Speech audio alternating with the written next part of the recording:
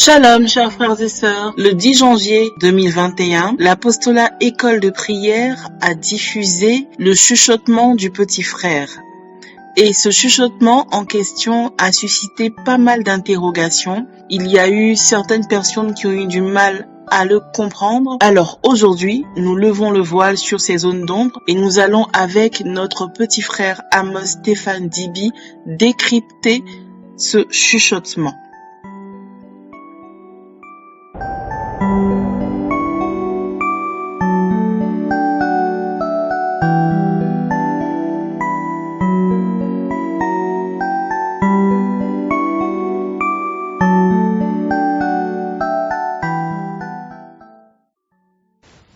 Alors bonjour frères et sœurs,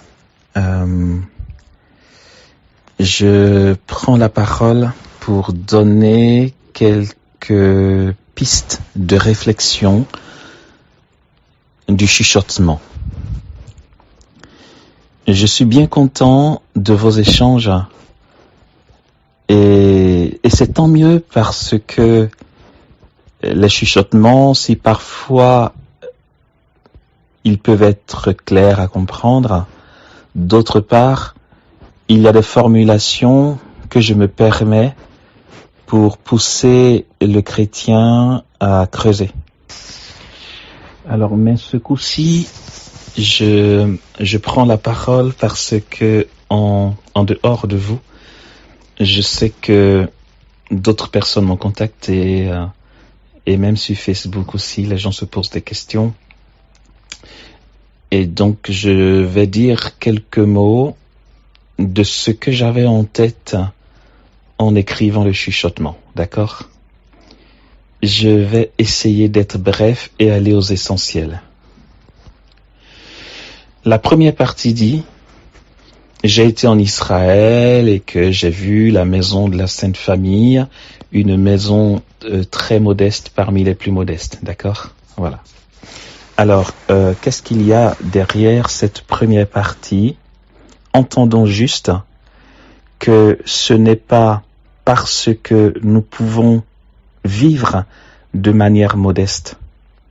Ce n'est pas parce que nous pouvons faire partie de la société d'en bas, ça veut dire la classe sociale la plus basse, que nous ne sommes pas bénis de Dieu.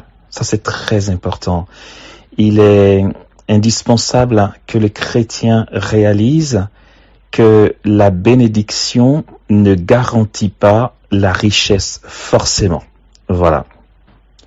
La prospérité matérielle est une bénédiction collatérale. Et ce qui est collatéral n'est pas systématique.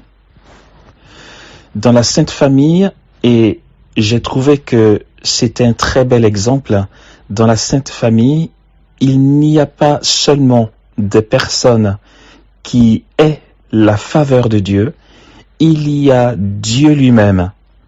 Il fait le choix de faire partie de cette classe sociale.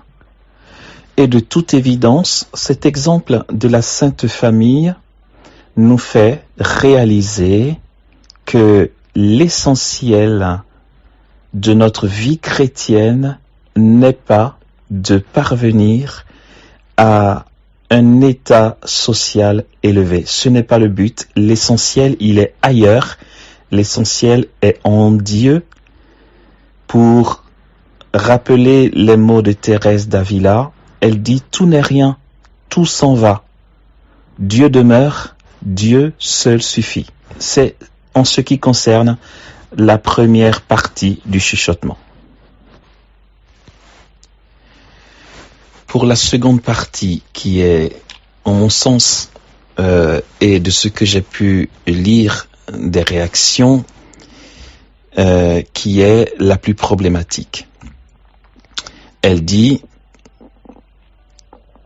comme dit l'autre, si tu veux savoir ce que Dieu pense de l'argent, regarde à qui il le donne. Ok.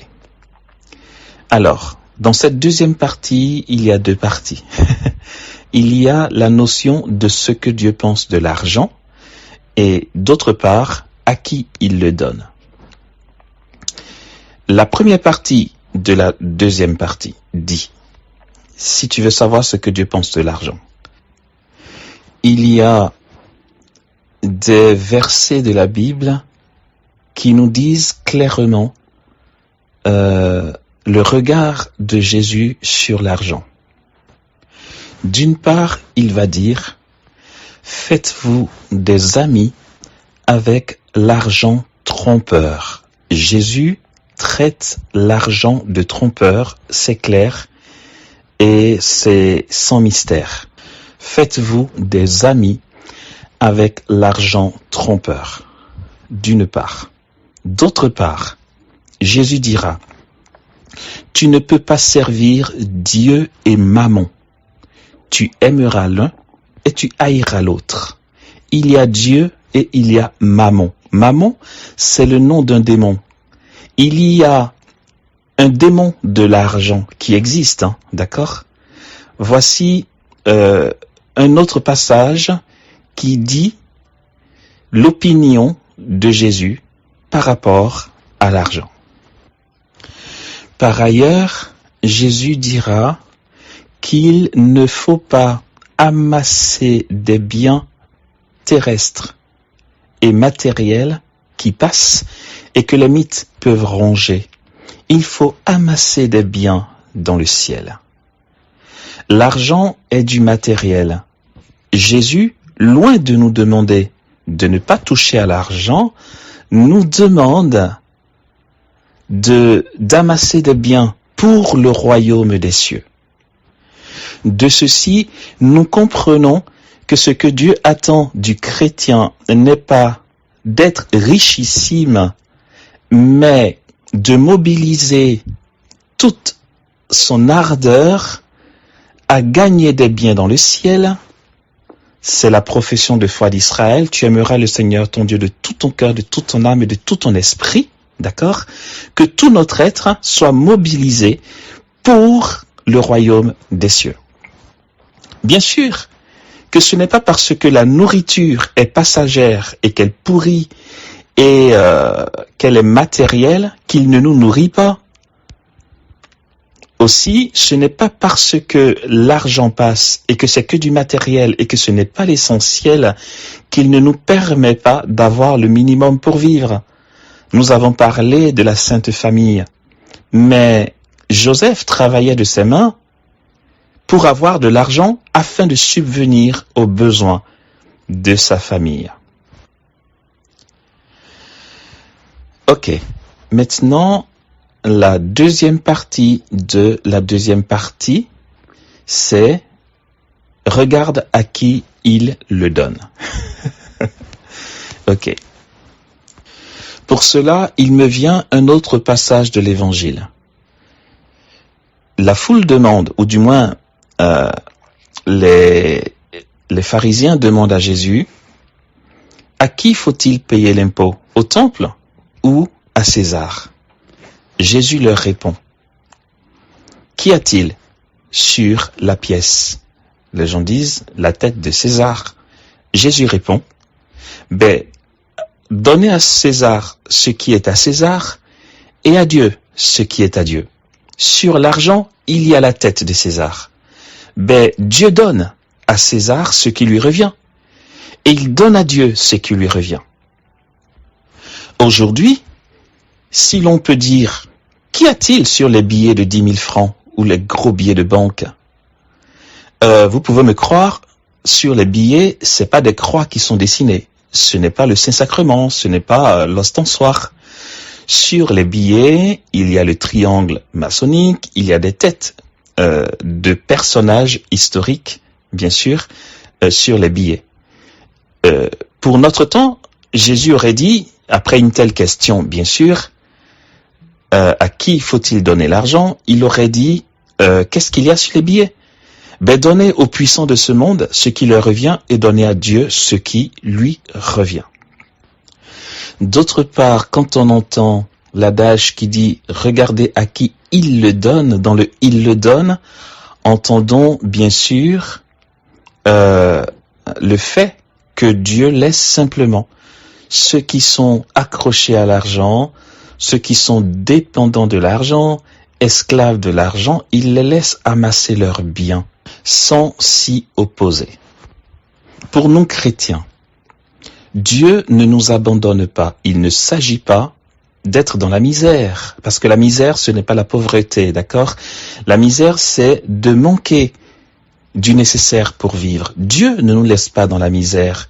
Il ne nous laisse pas dans le besoin. Il nous donne ce qu'il faut, d'accord? Mais lorsque Dieu donne pour nos besoins, la stratégie divine en ce qui concerne les biens matériels consiste à nous donner le nécessaire. Je redis, le nécessaire pour vivre.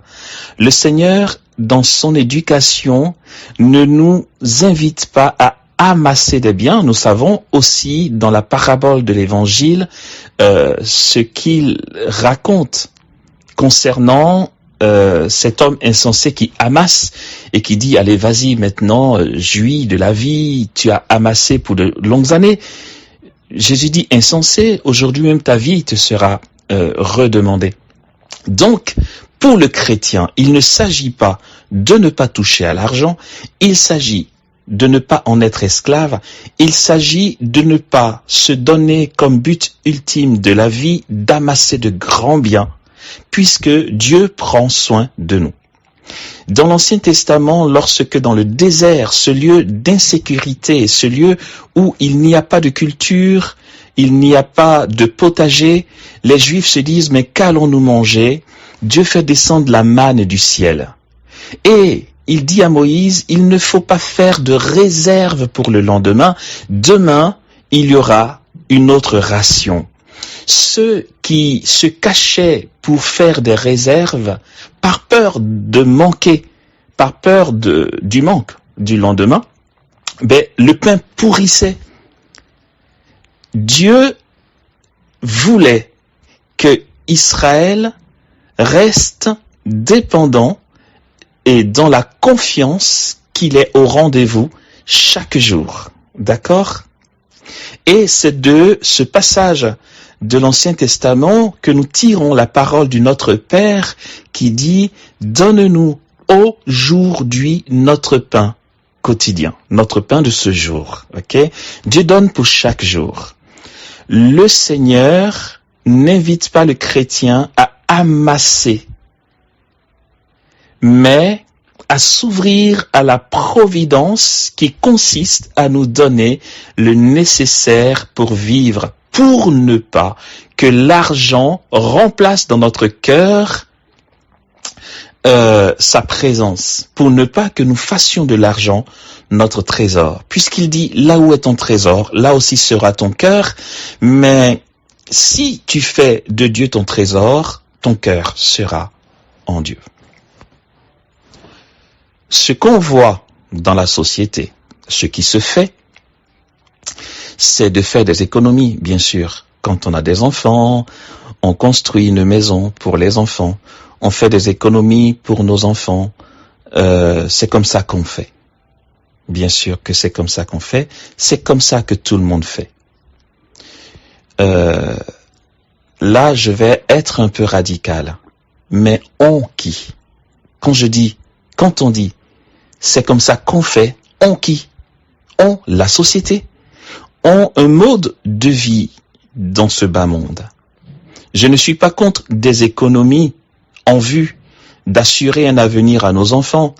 Je dis juste, pour être radical, là pour le coup, je dis juste que c'est bien de le faire, de penser à nos enfants, mais si on veut pousser loin la force de l'abandon et de la providence, j'ai envie de dire, même ça reste discutable. Puisque nos enfants ne nous appartiennent pas d'abord, ce sont des enfants de Dieu d'abord et avant tout, et il ne les abandonnera pas. Loin de moi l'idée de dissuader et de faire des économies. La prudence, c'est aussi un fruit de l'esprit. Mais je m'arrête en disant, frères et sœurs, ce chuchotement a été fait pour provoquer toutes ces questions et détourner le regard de l'argent pour enlever dans l'inconscient, dans notre inconscient, cet état d'esprit qui plane dans les tréfonds, qui nous fait croire que parce qu'on peut être à la limite du juste nécessaire que Dieu nous donne, nous ne sommes pas si bénis que ça. Non. J'irai même jusqu'à dire que pour le bien-aimé de Dieu, il veille à ce qu'il n'y ait pas trop, puisque trop, c'est trop. Dieu veille à ce que son bien-aimé n'amasse pas. Aussi, dans une stratégie d'éducation, une pédagogie d'éducation, le Seigneur va nous donner ce dont on a besoin. Il n'ira pas plus loin pour que nous ne tombions pas dans l'esclavage de l'argent, mais que nous mettions en lui et en lui seul toute notre confiance. J'espère avoir fait le tour, mais je m'arrête là pour pas être plus long. J'ai déjà fait un quart d'heure. Je me confie à vos prières et je vous dis toute ma communion. Blessing.